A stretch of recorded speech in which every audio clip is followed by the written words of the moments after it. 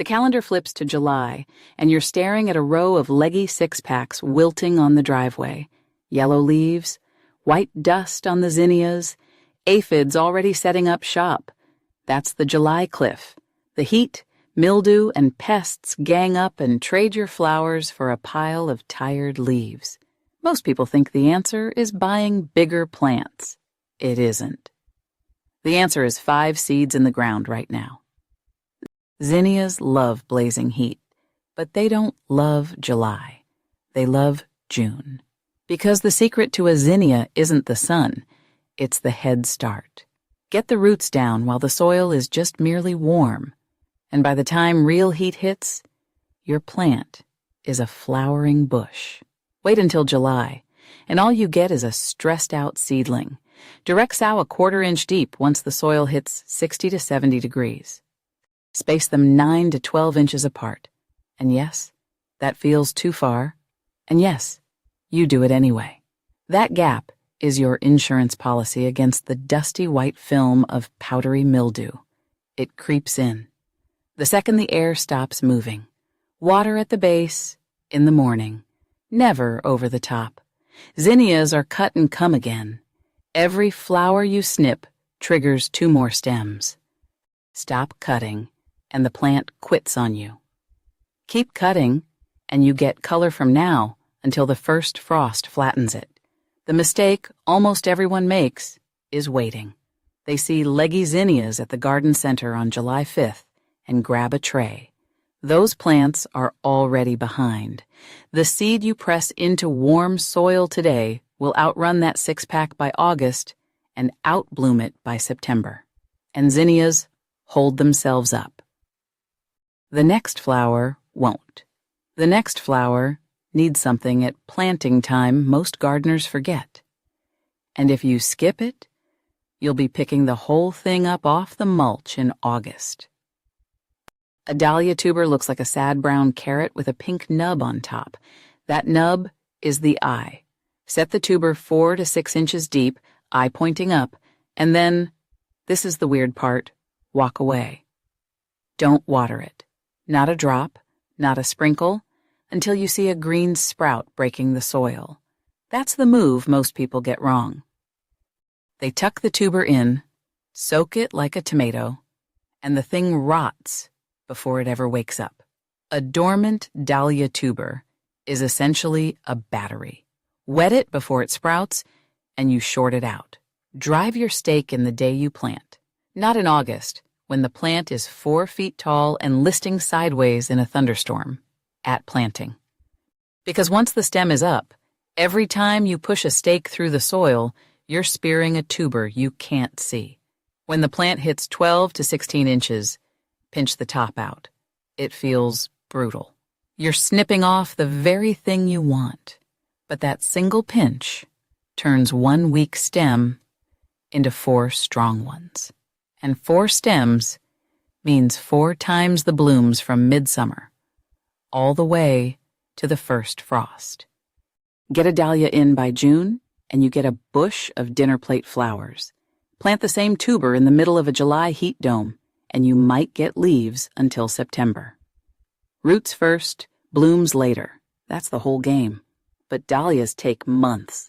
The next flower is in a hurry. 45 days from a seed to a bloom in your hand. If you can resist the one thing that ruins it. Here's a flower that punishes kindness. Feed a marigold-rich soil and steady fertilizer, and you'll get a lush green mound with maybe 3 sad flowers on it. Starve it a little, water it deep, and let the surface go bone dry between drinks, and it explodes. Marigolds bloom out of stress. That's the entire trick. The French types, the compact ones you see edging vegetable beds, go from seed to first flower in about 45 to 60 days. That means a seed pressed in this week is a wall of orange and rust before September. Plant them a 1/4 inch deep, space them 8 to 12 inches apart, full sun, and ignore them. You'll smell them before you see them. Crush a leaf between your fingers, and you get that sharp, peppery, almost musky scent. The same scent that whitefly and certain beetles can't stand. That's why old-timers tuck them between tomato plants. They earn their spot twice. The mistake is in the watering. Marigolds in constantly wet soil get crown rot, and the whole plant collapses overnight like someone pulled the plug. Water deeply, then back off. Let the top inch dry. The roots will chase the water down, and the plant will stand up to 90-degree afternoons without flinching. Deadhead the spent blooms. Pinch them off with your fingernails as you walk by, and a single plant will flower into October. Marigolds are short and tight and tidy. The next flower is the opposite. The next flower wants room to sway, terrible soil, and a haircut you'll be afraid to give it. Cosmos break the rules. Every other flower in this video wants decent soil. Cosmos want garbage. Sandy, lean, forgotten dirt along a fence line. Give them your richest compost and they'll repay you with a 5-foot jungle of ferny leaves and almost no flowers at all. It's the most common Cosmos mistake there is, and it always comes from love. Direct sow them 1/8 of an inch deep, barely covered, in full sun, 12 to 18 inches apart. They'll be up in a week, and when they hit 8 to 12 inches tall, you do the thing that feels wrong. You pinch the top out. Snap. Right above a set of leaves. That one pinch turns a single tall whip into a branching cloud. Skip it, and you'll have flowers swaying on long, lonely stems that flop the first time a summer storm rolls through.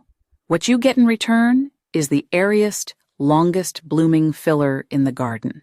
60 to 90 days from seed, then months of pink, white, and dark wine-red daisies floating above the foliage like they're held up by nothing. Bumblebees walk across the centers. Goldfinches land on the stems and bend them halfway to the ground. Water them moderately while they're small. Once they're established, a Cosmos plant can handle a drought that would melt a petunia. Deadhead.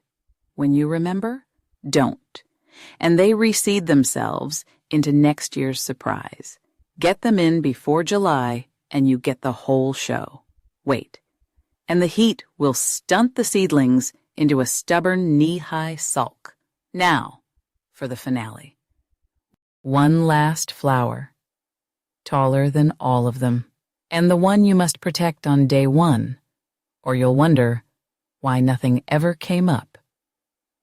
Push a sunflower seed into the soil with your thumb, 1/2 inch, maybe 1 inch deep. Full sun, soil 60 degrees or warmer. Pat it down, walk away. Come back the next morning and there's a small round hole where the seed used to be.